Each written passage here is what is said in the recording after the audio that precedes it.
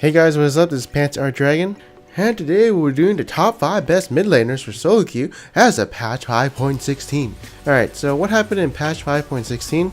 Discovered new champs by me, Victor getting nerfed, Ahri getting nerfed, and something like Azir actually still being good and not being shitty after they removed the knockup from his E, and also taking out the passive attack speed but applying it to his W, and some random buffs to champions, and of course a bunch of items being changed for at least tanks. And why don't we just get started, honestly?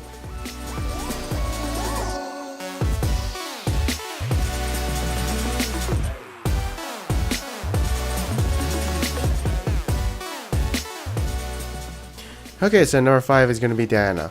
Okay, so Diana has been showing up a lot in LCS and solo queue. I think a lot of people are taking teleport on her in the mid lane, I'm not sure. But I think a lot of people are building Nashor's Tooth on her. I'm not a big fan of it for myself in the jungle, but I can see it being used in the mid lane since they need the CDR, and they're more tanky since they have more levels. What makes her so good in the mid lane, she can build against her lane if she's having trouble, so go winning Abyssal, or she can go Zhonya's and win the matchup then. And her incredible AP scaling lets her burst out enemy squishies. Although I can't really say that I find her annoying to deal with because I've never faced her. I've only had her on my team, and she's just like a really good assassin at the moment, like definitely better than some assassins that have been nerfed. In fact, I should start playing her in the mid lane since she's kind of easy pre-6, as you just have to survive, and that's my playstyle when I play mid. So yeah, probably my number 1 mid personally, but in terms of like solo queue, I'd say around here. Next up, we have Fizz at number 4. So Fizz is really good at going into the enemy and assassinating a target with increased damage from his ultimate.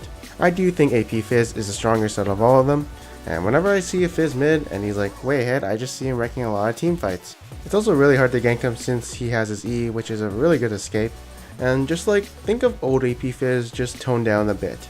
Although I do think it's like more of a solo queue pick than a competitive pick for sure. Next up at number 3 is Brand. This is interesting, isn't it, to see this character right here at number 3. Okay, so whenever I face him, I always lose, blah blah blah, but here's the real reasons why I find him really obnoxious. So I was playing like the rework Skarner, and then I was facing Keen, who was playing Brand, and he had Riley's Crystal Scepter, and I was like trying to get to him, but all he would do is cast his spells, smash it at me, and I'd just get kited really easily. And I didn't have Merc Treads because he was the only AP in the game, and I even like fed my mid laner to win against him, but he just somehow came back. And basically, his W has a 40% slow, his passive keeps applying a 20% slow, his E is a 40% slow, his ultimate is a 40% slow. Oh my god, it's just getting obnoxious. And then his Q doesn't count because it's already a stun. But I do think that Brand is really strong right now. Like, especially if you're not facing a lot of assassins who can like pop him fast, then he's really good since he'll just like keep burning you alive. And especially with the Lianji's buff, I do think that he's definitely a better mid laner. The only thing that sucks about him is he's all skill shots except for his E and R. Next up is going to be Ahri. So the nerf that came to her was basically just for her sustain, and it doesn't even hurt that much, as her sustain wasn't her key point of why she was good, it was basically her kit. So yeah, nerf, it was barely nothing, and she's still viable and definitely a top tier pick. And at number 1 is going to be Twisted Fate. With Victor getting nerfed and Twisted Fate not getting any nerfs, well, it's safe to say that he's definitely one of the best mid laners at the moment. The way he can go around the map and get some kills, the way he has a 2-second stun every 5 seconds, and the gold on his passive, giving him more gold to get some items, is really nice. Though he is very vulnerable to ganks since the only escape he has is his gold card, but that's why you go Flash and Ghost, so you have a lot of survivability in the lane. And even if he does fall behind, at least he has his gold card to stun enemies, and his base damage is really strong. But yeah, he's probably number 1 in my books, and if I main mid, I'd definitely play him. Next up, we're going to be doing some auto mentions, and first up is going to be Kog'Maw.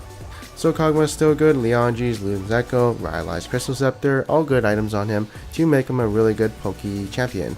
Wait till he's level 16 and you basically win the game if you can protect him. Next up, I want to talk about Yasuo, and in this patch he gets an indirect nerf. The changes to Randuin's, where it reduces crit damage, is now a really good item against this character. So Yasuo will be doing reduced damage against tanks in a sense, but obviously he's Yasuo, so he can still kill the squishies if he gets an ultimate on them. Next up is going to be Annie, and Annie bot, all I see is you spam this champion and do really good. A lot. And you're really consistent too. You also like to roam a lot, I see that so much coming from you. And you just love making big plays when you flash into the enemy and basically wipe them out with 1 Tibbers. Your champion also has been nerfed a ton of times as a support, but that doesn't matter for you since you're playing him AP. Oops, I mean her. Next up is going to be Orianna. So she's debatable for 5th place with Diana, but again, I just see a lot more Dianas than I do Oriannas. I do feel like Diana has more of an impact than Orianna, at least in the early game and mid game, but once it comes to the late game, I feel like Orianna is definitely better. And also, sometimes her ultimate does a lot of damage, but other times if she doesn't have enough AP, it's just CC that looks kinda cool when you get a 5-man ultimate. Next up is going to be Azir, and in the right hands, he's definitely one of the top tier picks. And you might be wondering, why is he so good? Okay, so Nashor's Tooth is a really good item on him, as the changes to Nashor's Tooth definitely increase the AP aspect of it while lowering the attack speed. And also Rylai's Crystal Scepter is really strong on him for kiting and just poking down enemy and yeah, yada yada. Those two items are really strong on him. Sure, he lost some attack speed and he lost a bit of all-in potential, but Nashor's Tooth is still what makes him still in this meta. And last but not least in our honorable mentions will be Viktor. I actually do think the nerfs to his Hex Core is actually hurting him a lot. Like, that was a lot of stats he was getting from the Hex Core, and now he's barely getting any unless you kinda upgrade it. But like, now Viktor has to decide whether he should upgrade his Hex Core, and he's also not as consistent as before, since he doesn't scale as good as he did before with levels. He's still probably going to be picked up for like LCS and stuff, but for solo queue, I don't like him when he's on my team, and I just feel like there are better mid laners right now. Anyways, thanks guys for watching this video. I hope you guys enjoyed it. Let me know who you think the #1 mid laner is in League of Legends right now, and I'll see you guys next time. I guess the money should have changed them. I guess I should have forget where I came from.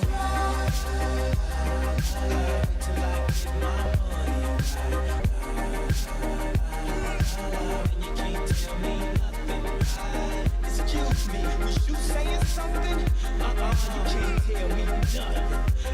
You can't tell me nothing. You can't tell me nothing.